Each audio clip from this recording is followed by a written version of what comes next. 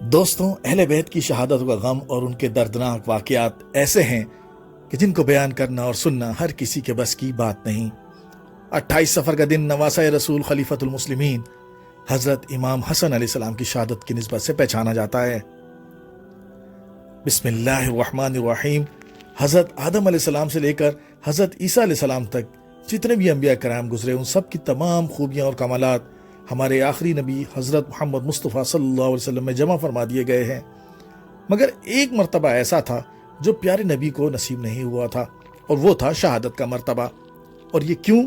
کیونکہ اگر نبی کریم صلی اللہ علیہ وسلم کسی جنگ میں شہید ہوتے تو دشمنان اسلام اس کو اسلام کی کمزوری قرار دیتے اور مذاق مناتے، لیکن قربان جائیے اللہ تعالیٰ کے اپنے محبوب پر کہ اس نے اپنے رسول کو اس مرتبے سے بھی سرفراز فرمایا۔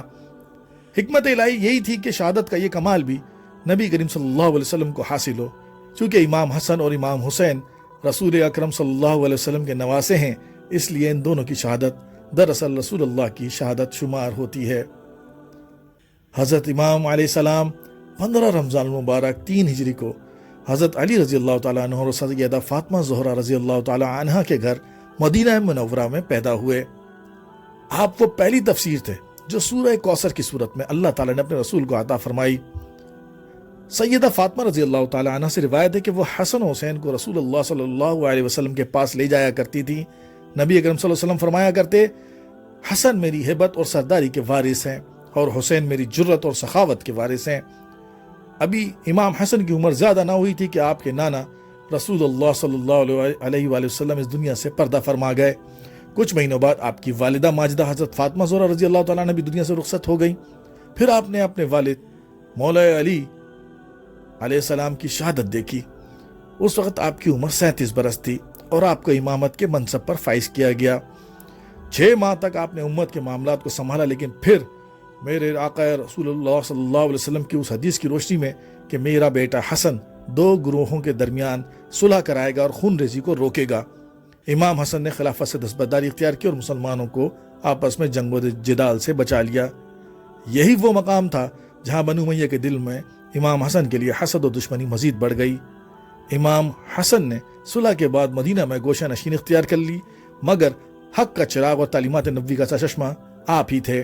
یہی بات دشمن کو برداشت نہ ہوئی۔ دوستو، یہاں ایک بات میں آپ کو بتاتا چلوں کہ کہتے ہیں کہ جہاں صحابہ کے درمیان اختلافات تھے، وہ ہم ایک ادنا سے غلام ہونے کے ناطے اس بارے میں کوئی بات نہیں کر سکتے کیونکہ رسول کے ساتھ، لیکن وہ صحابہ جو ہیں، ہمارے نبی کی ایک حدیث ہے کہ میرے صحابہ ستاروں کی مانند ہیں، کسی ایک کی بھی اتباع کرو گے تو فلاح پا جاؤ گے۔ تو ہم کسی کے بارے میں کوئی تہمت نہیں لگا سکتے، نعوذ باللہ، اور کسی کے بارے میں کوئی بات نہیں کر سکتے، غلط بات نہیں کر سکتے صحابہ کے بارے میں۔ ہم جو ہے وہ ان بارے میں بات کر کے ہمیں کچھ ملنا نہیں ہے۔ امام حسن رضی اللہ تعالیٰ عنہ کو 2 دفعہ زہر دیا جا چکا تھا جس سے وہ بچ چکے تھے۔ تیسری بار جو امام حسن رضی اللہ تعالیٰ عنہ کو زہر دیا گیا وہ اتنا سخت تھا، اتنا دردناک تھا کہ یہ زہر اتنا کڑوا تھا کہ امام حسن کے جگر کے ٹکڑے ٹکڑے ہو گئے۔ آپ نے اپنے بھائی امام حسین کو بلایا اور فرمایا، بھائی مجھے کئی مرتبہ زہر دیا گیا ہے، مگر اس مرتبہ ایسا زہر دیا گیا ہے کہ اب میں اس دنیا سے رخصت ہو جاؤں۔ امام حسین یہ منظر دیکھ کر غم سے نڈال ہو گئے۔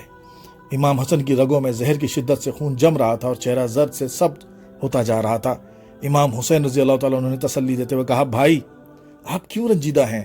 تھوڑی دیر بعد آپ اپنے نانا رسول اللہ صلی اللہ علیہ وسلم اور اپنی والدہ فاطمہ زہرا رضی اللہ تعالیٰ عنہا، اپنے والد حضرت علی مرتضیٰ کرم اللہ وجہہ اور جنتی بزرگوں سے ملاقات کریں گے۔ امام حسن نے فرمایا، بھائی حسین، میں ایک ایسے مرحلے میں داخل ہو رہا ہوں جو مجھ سے پہلے کسی نے نہیں دیکھا۔ میں اللہ کے فرشتوں کو دیکھ رہا ہوں اور مجھے کربلا کا منظر بھی دکھائی دے رہا ہے۔ میں دیکھ رہا ہوں کہ تم تنہا رہ جاؤ گے اور کوفیوں کے مظالم تم پر ٹوٹیں گے۔ یہ کہتے ہوئے امام حسن اپنے بھائی کو گلے لگا کر رونے لگے۔ یہ منظر ایسا تھا کہ امام حسن اپنی تکلیف کے بجائے بھائی کے آنے والی مشکلات پر زیادہ غمگین تھے۔ امام حسین نے پوچھا، بھائی بتا دیجئے کس نے آپ کو زہر دیا تھا تاکہ میں اس کا بدلہ لوں۔ امام حسن نے جواب دیا، نہیں بھائی، اللہ سب سے بڑا انصاف کرنے والا ہے، اس کا عذاب بہت سخت ہے۔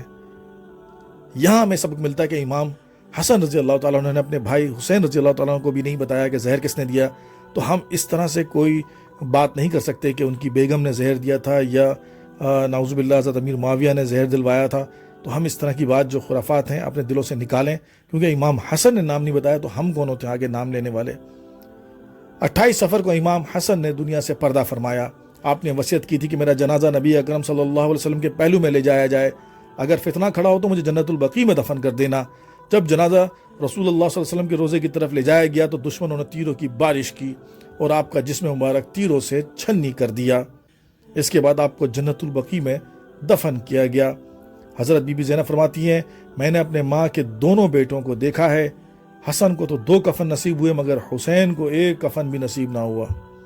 इमाम हसन के जनाजे में इतना हजूम था कि मदीने की तारीख में कभी ऐसा मजमा नहीं देखा होगा। अल्लाहु अकबर, अल्लाहु अकबर। अल्लाह हमारे दिलों को नबी अकरम सल्लल्लाहु अलैहि वसल्लम और अहले बैत अतहार की मोहब्बत से मामूर करे, हमें उनके नक्श कदम पर चलने की तौफीक दे और उनके रोज़ा मुबारक की ज़ियारत भी नसीब अता फरमाए। आमीन आमीन। दोस्तों, आज की जो वीडियो बनाने का मकसद 28 सफ़र इमाम हसन, जिनको हम कह सकते हैं कि वो 5वें खलीफा थे मुसलमानों के, जिनको खिलाफत नसीब हुई और उन्होंने दीन की खिदमत की, लेकिन उनके ऊपर दुश्मनों ने वार किया और जहर देकर उनको शहीद किया। तो इस तरह से इमाम हसन सफ़र के महीने में 28 सफ़र को शहीद हुए और अहले बैत ने जिस तरह कुर्बानियाँ दी हैं उस तरह की कुर्बानी इस्लाम में कहीं नज़र नहीं आती किसी घराने में। हमारे नबी करीम सल्लल्लाहु अलैहि वसल्लम के घराने पर जिस तरह से आफात मुसीबतें टूटी हैं उस तरह से किसी घराने पे भी नहीं टूटी, लेकिन उन्होंने दीन को, सब्र का दामन, इसार कुर्बानी का दामन हाथ से जाने नहीं दिया। आपको आज की वीडियो कैसी लगी मुझे ज़रूर बताइएगा कमेंट्स करके। इस वीडियो को लाइक भी कीजिएगा, दोस्तों के साथ शेयर भी कीजिएगा और इस चैनल को सब्सक्राइब कर दीजिएगा ताकि आपको ऐसी तारीख़ी वाक़यात